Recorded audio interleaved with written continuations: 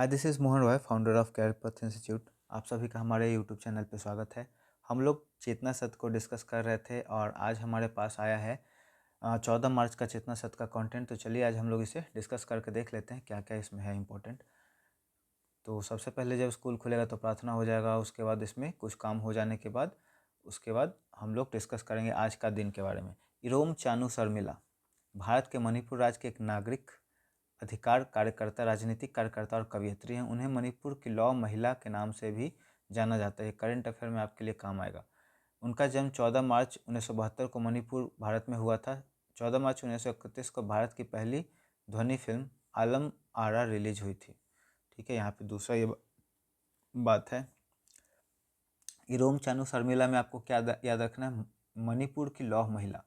ठीक है। Albert Einstein का जन्म जर्मनी के गुटेनबर्ग में 14 मार्च 1879 को हुआ था। वे मानव इतिहास के महानतम वैज्ञानिकों और सैद्धांतिक भौतिकविदियों में से एक थे।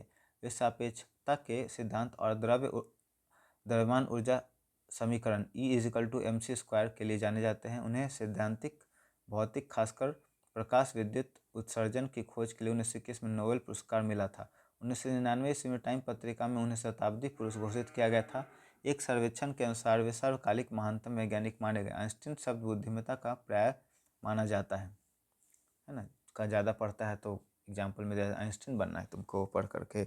आज का विचार में बेंजामिन फ्रैंकलिन का है, आज का एक दिन कल के 2 दिनों के बराबर है। तो ये रिपीटेड है, पिछले भी चेतना सत्र में हम लोग देखे थे। तो जैसे जैसे आप देखते जाएंगे ना तो काफ़ी सारी चीज़ें रिपीटेड भी आती हैं। बीते हुए समय पर पछताने से बेहतर है कि वर्तमान को संवारा जाए। जो बीत गई सो बात गई, है ना। समान ज्ञान।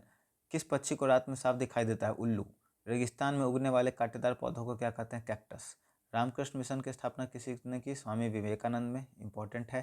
भारत की सबसे पुरानी पर्वत श्रृंखला अरावली, अभी जो राजस्थान में इसके लिए विद्रोह हुआ था, मतलब आंदोलन हुआ था इसको तोड़ने का या इसमें खुदाई करने का ऑर्डर पास हुआ था, तो इसको बचाने के लिए लोगों ने आंदोलन किया था।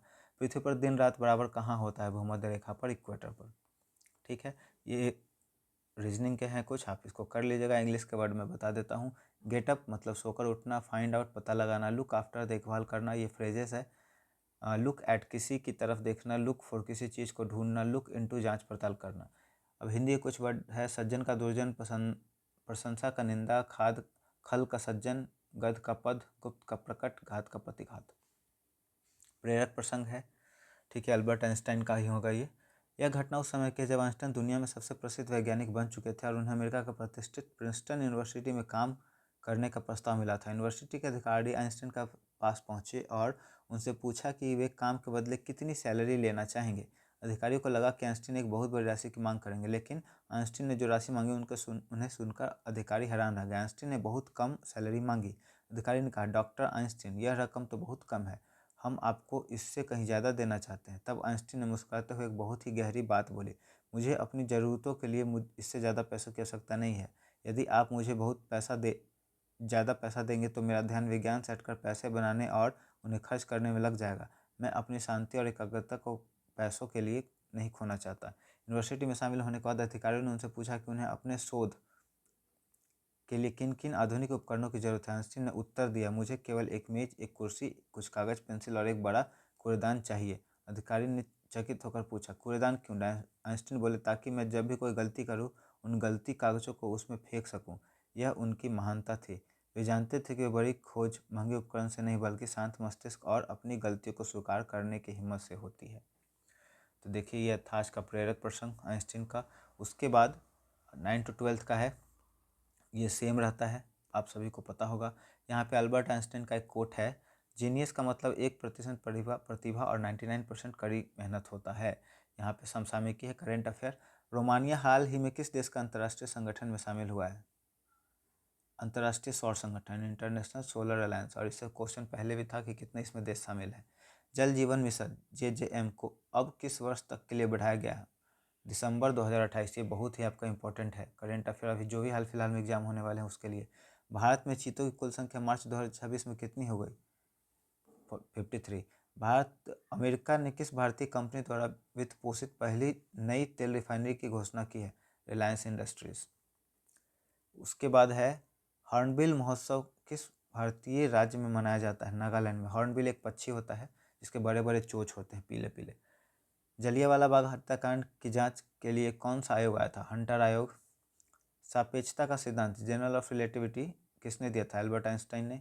शिक्षा को किस संविधान संशोधन द्वारा समवर्ती सूची में डाला गया? 22वां संशोधन। और ये डेट कब है? 1976। ये भी याद रखिएगा, जरूरी है। डीएनए की द्विकुंडली संरचना किसने दी है? वाटसन एंड क्रिक ने। अब उसके बाद कुछ हिंदी का वर्ड है और कुछ इंग्लिश का वर्ड है जिसे हम लोग देखेंगे। किंग कर्तव्य मूड, जिसे समझ न आए कि क्या करना है। युगांतरकारी, एक नए युग की शुरुआत करने वाला। अंतर्मन, मन के भीतर का भाग। जौहर, वीरता, विशेषकर महिलाओं द्वारा किया गया बलिदान। अट्टालिका, पक्का घर या ऊंचा महल। पुट अप विथ, सहन करना या बर्दाश्त करना। स्टेप डाउन, पद से इस्तीफा देना। टेक ऑफ, उड़ान भरना, कपड़ों को उतारना, अचानक सफल होना। वियर आउट, घिस जाना या बहुत थक जाना। Wear out. ब्रेक बैकअप, समर्थन देना, डेटा प्रतिलिपि बनाना। उसके बाद बिहार विशेष है। अशोक ने किस शिलालेख में कलिंग युद्ध में नरसंहार का वर्णन मिलता है? 13वें शिलालेख में। प्रसिद्ध विद्वान चाणक्य किस विश्वविद्यालय के आचार्य थे? तक्षशिला के। चीनी यात्री ह्वेनसांग ने किस विद्यालय में अध्ययन किया था? नालंदा विश्वविद्यालय में, राजगीर में है ये बिहार के। बिहार के ओदंतपुरी विश्वविद्यालय की स्थापना किसने की? पाल वंश के गोपाल ने। ठीक है, यहाँ पे रीजनिंग है। इसके साथ ही हमारा आज का ये चेतना सत्र का कंटेंट खत्म होता है। ये लेटेस्ट हो गया, बाकी सभी मैं अपलोड कर दिया हूँ, आप उसे आप जाकर चैनल पे देख सकते हैं। मुझे उम्मीद है हमारा ये प्रयास आपको काफ़ी हेल्प करेगा आपके लाइफ में आगे बढ़ने में, आपकी जनरल नॉलेज को इम्प्रूव करने में। तो अगर आपको ये वीडियो पसंद आ रहा हो, हमारा प्रयास आपको अच्छा लग रहा हो, तो वीडियो को लाइक कर दें। अगर आप हमें सपोर्ट करना चाहते हैं तो चैनल को ज़रूर सब्सक्राइब कर दें। Thank you so much.